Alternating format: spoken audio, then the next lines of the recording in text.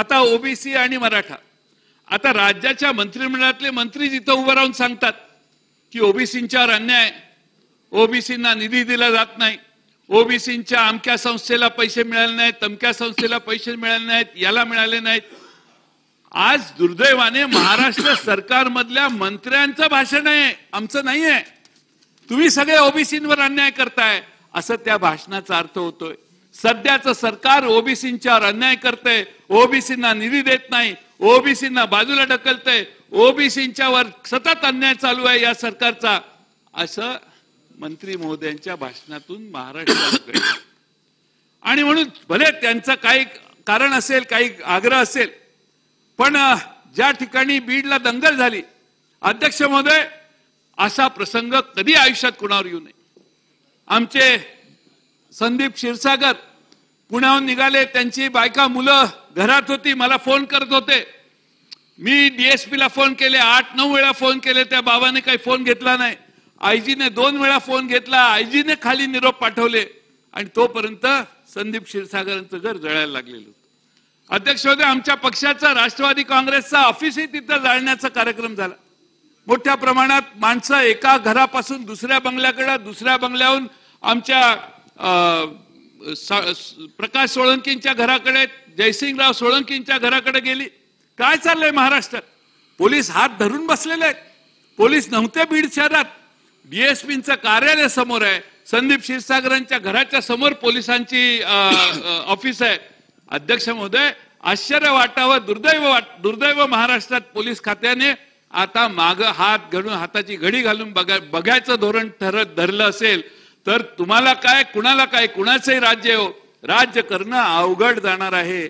आणि जर police action घेत नसतील, पोलीस कोणती कारवाई करत नसतील तर कुणाचंही राज्य हो, माझ्या त्याबद्दल शंका म्हणणं नाही, पण कुणाचंही राज्य आलं तर पोलीस जर हातात खिशात हात घालून उभे राहिले, हाताला घडी घालून उभे राहिले आणि डोळ्याच्या समोर 100 फुटावर 500 फुटावर माणसं घरं जाळण्याचा कार्यक्रम करत असतील तर अध्यक्ष महोदय, महाराष्ट्र आता या सभागृहाच्या ताब्यात राहणार नाही.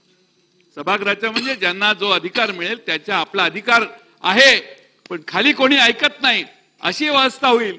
त्यामुळे पहिली चौकशी झाली पाहिजे की डीएसपीने त्या शहरामध्ये ही घरं जळत असताना का ऍक्शन घेतली नाही.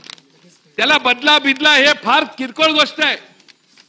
त्याच्यावर त्या डीएसपीने शहरात असताना ऍक्शन का घेतली नाही, हा अध्यक्ष महोदय पहिला चौकशीचा भाग आहे.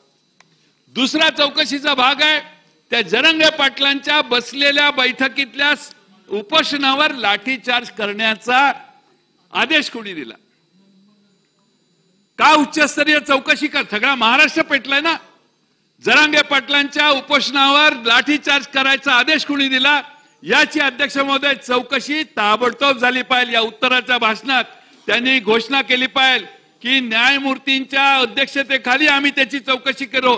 आम्हाला महाराष्ट्राला, पोलिसांना शिक्षा देऊ नका, पण महाराष्ट्राला हे कळलं पाहिजे कोण तो बहादर आहे, माईचा लाल आहे की ज्यांनी बसलेल्या महिलांना, लहान मुलांना, भजन म्हणणाऱ्या महिलांना आणि बसलेल्या शांततेत चाललेल्या उपोषणावर लाठीचार्ज करण्याचा आदेश कुणी दिला, एवढं एक नाव महाराष्ट्राला कळलं पाहिजे. बाकी सगळं सोडून द्या तुम्ही, पण कुणी आदेश दिला?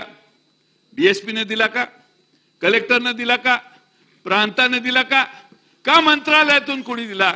ह्याची चौकशी झाली पाहिजे. का झाली पाहिजे तर काय सोकावला नाही पाहिजे. महाराष्ट्राला कळलं पाहिजे की ह्यांनी आदेश दिला, ह्या परिस्थितीत दिला.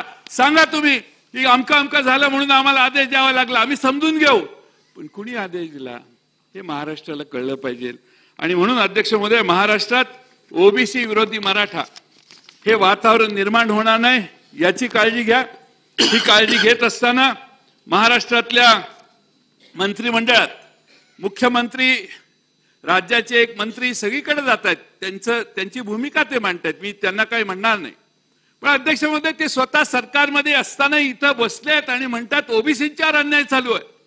आमचं मत नाही आहे ओबीसींच्यावर अन्याय झाला पाहिजे. ओबीसी देखील महाराष्ट्रातले आहेत, महाराष्ट्रातले नागरिक आहेत, ओबीसींच्या देखील भावना जपल्या पाहिजेत. ओबीसींच्यावरही कोणता अन्याय झाला नाही पाहिजे. त्यांना जे निधी पाहिजे ते देण्याची व्यवस्था.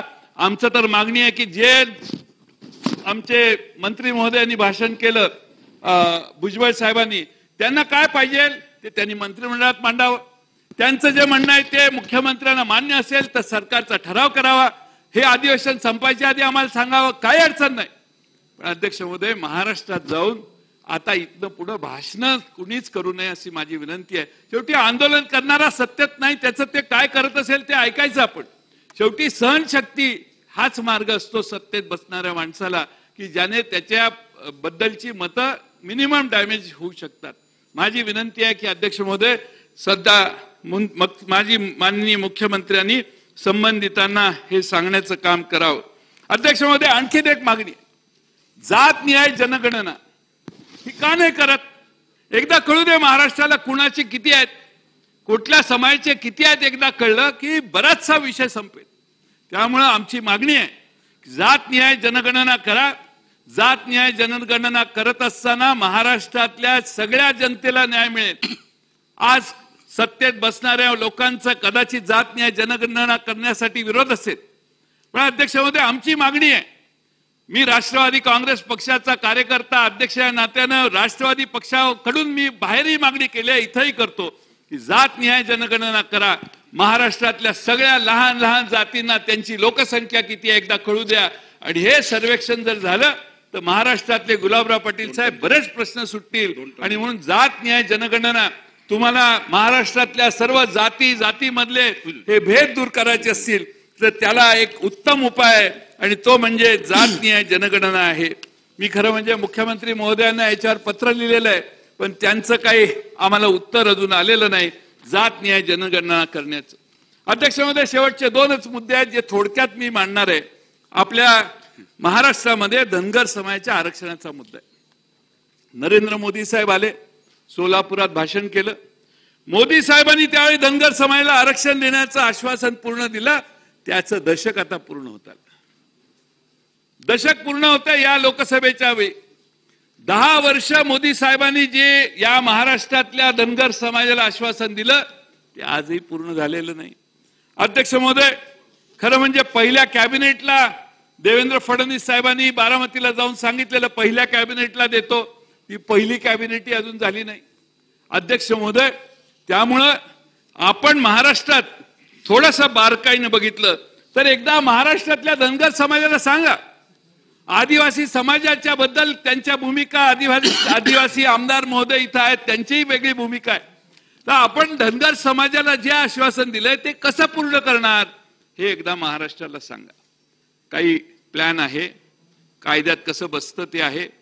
आदिवासी बांधवांच्या बाबतीतले जे काय आहेत त्यांना धक्का न लावता आपण कसा मार्ग काढणार? शेवटी मार्ग त्यांची इतक्या वर्षाची मागणी आहे, त्यामुळे त्या बाबतीत देखील सरकारने आपली भूमिका व्यक्त केली पाहिजे. 2015च्या पावसाळी अधिवेशनात तत्कालीन मुख्यमंत्र्यांनी धनगर व धनगड एक आहेत किंवा कसे याबाबत आदिवासी संशोधन व प्रशिक्षण संस्था पुणे आणि Tata institute of social science Mumbai या स्वायत्त संस्थेकडून संशोधन अहवाल प्राप्त करून घेण्यात येणार असं आश्वासन दिलं. 31 ऑगस्ट 2018ला हा अहवाल आला. कुठं आहे तो अहवाल? शेवट संपत आला. कुठं आहे तो अहवाल अध्यक्ष महोदय? त्या तत्कालीन मंत्र्यांच्या मुख्यमंत्र्यांच्याकडे तो अहवाल सादर केला या इन्स्टिट्यूटने. मग तो अहवाल जाहीर का होत नाही? महाराष्ट्राला कळू दे ना त्या अहवालात काय. शेवटी सरकारने पैसे खर्च करून केले, ती कोणाची पर्सनल प्रॉपर्टी नाही, ती सरकारची प्रॉपर्टी आहे, महाराष्ट्रातल्या जनतेची प्रॉपर्टी आहे. तो अहवाल देखील महाराष्ट्राच्या समोर आणला पाहिजे. आणि म्हणून अध्यक्ष महोदय, मी या ठिकाणी आपण जातीत किती फरक करायला लागलोय. आता मी असं ऐकलं की शेड्यूल कास्ट मध्ये ABCDEF करायचं चाललंय. अध्यक्ष महोदय, हे सगळं करायला लागलो तर भांडणं, वादावादी, संघर्ष हे करतील. म्हणून मी म्हणतोय जात न्याय जनगणना करा. जात न्याय जनगणना करा, सगळ्यावर उत्तर निघेल. ते करायच्या ऐवजी आपण शेड्यूल कास्ट मध्ये वर्गीकरण करायला लागलो तर आणखी नवे प्रश्न तयार होतील. आणि त्यामुळं सगळ्यांना, अगदी मातंग समाजाची लोकसंख्या किती आहे, बौद्ध समाजाची लोकसंख्या किती आहे, चर्मकार समाजाची लोकसंख्या किती आहे, कळू दे ना एकदा. सगळे आपल्याला मोजायला, म्हणून सगळ्यावर उत्तर आहे. म्हणजे विलासराव देशमुख साहेबांचं एक भाषण प्रसिद्ध आहे, मी ते काय उल्लेख करत नाही, पण त्यांनी सांगितलं हे जातीत आता तणाव निर्माण होतील. त्यामुळे त्यांनी एक वेगळा मार्ग दाखवलेला, सांगितलेला, ते भाषणात आहे, मी ते इथं सांगणार नाही. त्यामुळे अध्यक्ष महोदय, जातनिहाय जनगणना करूया. जातनिहाय जनगणना करणं हे छोट्या छोट्या महाराष्ट्रातल्या समाजाला, मी महाराष्ट्राचा नागरिक आहे आणि महाराष्ट्राच्या सरकारने मला दिलासा दिलाय हे सांगण्यासाठी आपल्याला त्याची उपयोगिता आहे. आणि म्हणून मी सरतेशेवटी राज्यात जातनिहाय जनगणना करावी, मराठा समाजाला घटनेच्या चौकटीत टिकणारं आरक्षण द्यावं. माझी एक शेवटची विनंती करून मी भाषण संपवतो. माझी विनंती अध्यक्ष म्हणतो, मराठा समाजाला आता लोकसभा जवळ आली, त्यानंतर विधानसभा आहे, आपण काहीतरी कायदा करू. कायदा करून झाल्यावर सगळ्या मराठा समाजाला वाटेल की आता सगळं टिकणारं आरक्षण, आता टिकणारं आरक्षण हे 2-3 वेळा आपण हायकोर्टातून मागवा आलोय. कुणाचं सरकार मला माहित नाही, म्हणजे त्याचा दोष कुणाचाच नाहीये, पण यावेळी देणारं आरक्षण पूर्ण विचारांती गडबड न करता योग्य पद्धतीनं देऊ की जे सगळ्या कोर्टात टिकेल. सगळीकडे आता आपल्याला अधिकार आला, 105वी घटना दुरुस्ती आपल्याला सभागृहाला अधिकार आहे, आपल्याला मागासलेल्या समाजाला मागासलेपण ठरवणं आणि त्या बाबतीत तो आपला अधिकार आहे. आणि म्हणून आता जे करू ते शांतपणे शांत चित्ताने करा. ज्यांना मला माहित नाही जरांगे पाटलांना आपण आश्वासनं काय दिलेली आहेत, त्यामुळं तारखा ते देत आहेत, आपण त्यांच्या पुढच्या 8 दिवसाच्या तारखा देतोय. तारखेत मी त्यावेळी देखील सुचवलेलं होतं, सर्व पक्षीय समितीची मीटिंग सह्याद्रीला पहिली झाली त्यावेळी सांगितलेलं तारखेत अडकू नका. तारखेत अडकलं तर आपल्याला त्या वेळेत करता येत नाही. हा प्रश्न सुटण्यासारखा आहे पण अवघड किचकट आहे, न्यायालयाच्या चौकटीत जायचंय म्हणून मी त्यावेळी सुचवलेलं. पण मुख्यमंत्री महोदय गेले आणि त्यांनी तारीख जाहीर केली किंवा त्यांच्याशी चर्चा केली, कारण त्यांचा आग्रह असेल म्हणून केली असेल. मी काय त्या मुख्यमंत्र्यांना दोष देत नाही. आता अध्यक्ष महोदय, योग्य मार्ग काढा, मराठा समाजाला त्यांच्या न्याय हक्काचं आरक्षण देऊ. जरांगे पाटलांच्या सभेला इतकी गर्दी का होते, तर मराठा समाजामध्ये दारिद्र्य आहे, मराठा समाजात बेकारी प्रचंड मोठी आहे आणि म्हणून त्यांच्या सभांना जास्त गर्दी होते. आणि म्हणून आपण महाराष्ट्रातली ही बेकारीची समस्या जी आहे, सगळ्या 10.8% बेकारी झाली. म्हणून अध्यक्ष महोदय, बेकारी कमी करण्यासाठी देखील दुसऱ्या बाजूनं आपल्याला हे आरक्षण किती, सरकारच्या 20 लाख नोकऱ्यांमध्ये आरक्षण आहे, त्यामुळे त्याच्या बाहेर जो समाज आहे त्याच्या बाहेरची जी कामाची अपॉर्च्युनिटी आहे त्या अपॉर्च्युनिटीज वाढवूया आणि सगळ्याच समाजाला वेगवेगळ्या ठिकाणी संधी देऊया आणि जातीमध्ये भांडणं लागणार नाहीत. असंच आचरण, अशीच भूमिका सर्व पक्षांनी आणि खास करून मंत्रिमंडळाची शपथ घेतलेल्या सगळ्या मंत्र्यांनी, कोयनेपासून ते येवल्यापर्यंत सगळ्याच लोकांनी मर्यादा सांभाळून मतभेद होणार नाही त्याची भूमिका आपण बाळगतात. आपला फारच सौजन्याने आपलं सध्या चालू आहे, त्यामुळे मी तुम्हाला दोष देत नाही, पण एकच नाव घेतलं तर दुसरं नाव बिघडतं. त्यामुळं सगळ्यांनी सगळ्या एका विचाराने काम करावं.